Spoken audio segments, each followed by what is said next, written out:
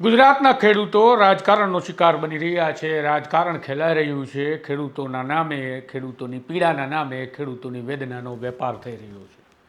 લાશો પર રાજકારણ થાય, ખેડૂતો પર રાજકારણ થાય, વેદના અને પીડા વ્યથા બતાવી અને વેદનાનો વેપાર થાય, એનું નામ રાજકારણ. અને આ રાજકારણ ચાલી રહ્યું છે ગુજરાતમાં. વિગતે વાત કરીએ, આમ આદમી પાર્ટીના નેતાઓ પર પોલીસ દ્વારા ફરિયાદ નોંધવામાં આવી છે કે તેઓએ જેલમાં છે તે પ્રકારને વિડીયો બનાવી લોકોને ગુમરાહ કર્યા અને સંવેદનાનો વેપાર કર્યો. વિગતવાર વાત કરીએ શું છે સમગ્ર મામલો અને આમ આદમી પાર્ટી શા માટે હવે સવાલોના ઘેરામાં આવી છે તેના માટે. નમસ્કાર, હું છું આપની સાથે તુષાર બસિયા. આપ જોઈ રહ્યા છો સુમાન. ગુજરાતમાં ખેડૂતો કડદા પ્રથાની સામે અવાજ બુલંદ કરે છે. બોટાદમાં આંદોલન થાય છે. આંદોલન હળદળ ખાતે પહોંચે છે. આગેવાની કરે છે આમ આદમી પાર્ટી. આમ આદમી પાર્ટીના નેતા રાજુ કરપડા અને પ્રવીણ રામ હાલ જેલમાં બંધ છે. તેઓ જેલમાં પહોંચ્યા તે પહેલાંથી સવાલોના ઘેરામાં હતા કે ખેડૂતોને જ્યારે માર પડ્યો, ખેડૂતોની સાથે જ્યારે હિંસા થઈ, જ્યારે આંદોલનમાં હિંસા ભડકી, ત્યારે બંને છટકી કેવી રીતે ગયા અને પોતાના ઘરેથી આંદોલન સુધી પહોંચી કઈ રીતે ગયા, જો તેઓ ઘરમાં નજરકેદ તરીકે રાખવામાં આવ્યા હતા. આ સવાલોના હજુ જવાબ નથી મળ્યા. ત્યાં આમ આદમી પાર્ટીએ એક વિશાળ જનસભા મહાપંચાયતના નામે રાખી અને સાયલાના સુદામડા ખાતેથી ગુજરાતના ખેડૂતોને એકત્રિત કરી સંબોધિત કર્યા. પરંતુ હવે નવા સવાલ પેદા થયા છે કે આમ આદમી પાર્ટીના રાજુ કરપડા અને પ્રવીણ રામ દ્વારા જે એક વિડીયો પ્રસિદ્ધ કરવામાં આવ્યો હતો, તેઓ જેલમાં હતા ત્યારે પત્રકારોએ પણ કંઈ પૂછવાનું તસદી ન લીધી કે જેલમાંથી વિડીયો કેવી રીતે આવે. પત્રકારોએ પણ ચલાવી દીધું. પત્રકારોએ સવાલ ન કર્યો ત્યારે સ્વમાન ભાવનગર જેલના જેલર સાથે સંપર્ક કરી રહ્યું હતું કે અમને જવાબ આપો કે જેલમાંથી વિડીયો કોલ કઈ રીતે થાય અથવા તો વિડીયો રેકોર્ડ કરી બહાર કઈ રીતે મોકલી શકાય. સ્વમાન આ સવાલના જવાબની રાહ જોઈ રહ્યું હતું. જેલ તંત્રએ હવે ભાવનગરના નીલમબાગ પોલીસ સ્ટેશનમાં ગુના નોંધાવી દીધા છે. ભાવનગરના નીલમબાગ પોલીસ સ્ટેશનમાં જે જેલ તંત્ર દ્વારા ફરિયાદ આપવામાં આવી છે એ પ્રકારની છે કે એક ફરિયાદ છે સોશિયલ મીડિયા ડિપાર્ટમેન્ટ આમ આદમી પાર્ટી કે જેમણે આ વિડીયો પ્રસિદ્ધ કર્યા અને જેમાં ગુમરાહ કરવાની વાત હતી કે અમે જેલમાં છીએ ખેડૂતો અને અમે તમને સંદેશ આપીએ છીએ. રાજુ કરપડાએ પણ આ પ્રકારની વાત કરી હતી જેનાથી લોકો ગુમરાહ થયા કે જેલમાંથી વિડીયો બહાર આવી રહ્યો છે. પ્રવીણ રામે પણ પોતાના દીકરાના પ્રથમ જન્મદિવસને યાદ કરતા ભાવુક થઈને વાત કરી હતી કે અમે અહીંયા બધા કુશળ છીએ, અમે અહીંયા ખુશ છીએ, આશા રાખું તમે ત્યાં ખુશ હશો. અને આ પ્રકારની વાત કરી. તેમણે પણ પોતે જેલમાં છે અને તેઓ ત્યાંથી સંદેશ મોકલી રહ્યા છે તેવું પ્રસ્થાપિત કરવાનો પ્રયાસ કર્યો અને તેનું માઇલેજ લેવા માટે અરવિંદ કેજરીવાલ જે મંચ પરથી ભાષણ ગુજરાતમાં આપવાના હતા એ સુદામડા ખાતેથી આ વિડીયોને બતાવી અને ખેડૂતોને ત્યાં પણ ગુમરાહ કરવામાં આવ્યા. અને આ મામલે હવે ભાવનગરમાં 2 ફરિયાદ નોંધવામાં આવી છે નીલમબાગ પોલીસ સ્ટેશન ખાતે. રાજુ કરપડા અને પ્રવીણ રામ સામે પણ ફરિયાદ છે કે તેઓએ લોકોને ગુમરાહ કરવા માટે આ કર્યું હતું.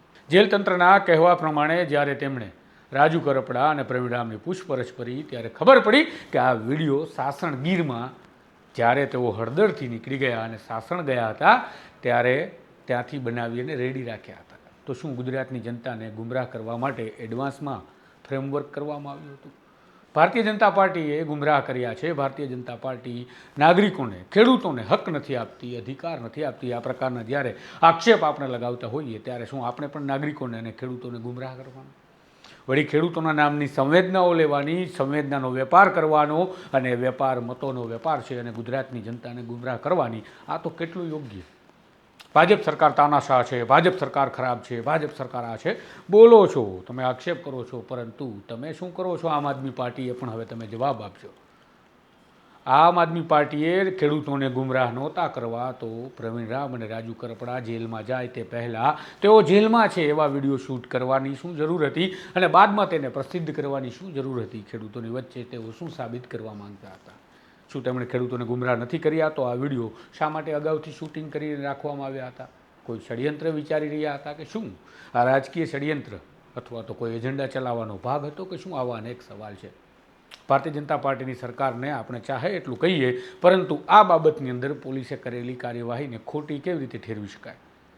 જ્યારે કોઈ વ્યક્તિએ ખોટું કર્યું છે ત્યારે તેની સામે ગુના નોંધાય છે તો એને રાજ્ય સરકારે કરેલું દબાણ, પ્રેશર ના કહી શકાય. મને અપેક્ષા અને આશા છે કે આમ આદમી પાર્ટી આ રાજકારણને દબાવવા માટે જવાબો આપશે કે બુટલેગરોને પકડતા નથી, લૂંટારાઓને પકડતા નથી, બળાત્કારીઓને પકડતા નથી, ચોરને પકડતા નથી, બસ અમને પકડો છો, અમને પકડો છો.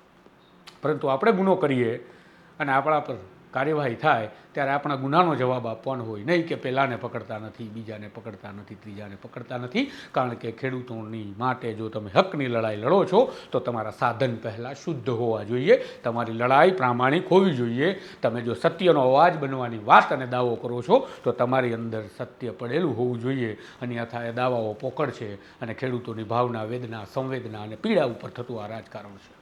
તમારું શું માનવું છે એ કમેન્ટ બોક્સમાં જરૂરથી જણાવજો. કદાચ બની શકે તમે ભાવનાના પ્રવાહમાં તણાઈ ગયા હોય તો ભાવનાથી રાજકારણને ન જોવાય, કારણ કે રાજકારણ ખૂબ ક્રૂર અને નિષ્ઠુર હોય છે. રાજકારણને હંમેશા બુદ્ધિથી જોવાય. ભાવનાથી તણાયા તો ક્યારેક ભક્તો તો ક્યારેક અંધભક્તો બનતા રહી જશો અને હંમેશા તમારી સંવેદનાઓનો વેપાર થશે. તમને ખબર પણ નહીં પડે. તમારી સ્થિતિ ત્યાં ને ત્યાં રહેશે. નેતાઓ સાંસદ, ધારાસભ્ય બની જશે, મોટી મોટી કારમાં ફરવા લાગશે અને મોટી મોટી જમીનો ખરીદી પોતાના બાળકોના ભવિષ્યને સિક્યોર કરવા લાગશે અને તમે ભક્તિ કરતાં કરતાં તમારા ઘરે બેઠા હશો અને જ્યારે તમારી આંખો ઉઘડશે ત્યારે તમારા બાળકો તમને પૂછતા હશે કે તમે આ શું કરી નાખ્યું અમારા ભવિષ્યનું. આપનો અહેવાલ કેવો લાગ્યો? વિગતવાર વિશ્લેષણ સાથેનો આ અહેવાલ જો તમને પસંદ આવ્યો છે તો બધું જ કમેન્ટ બોક્સમાં ચોક્કસથી જણાવજો. નમસ્કાર.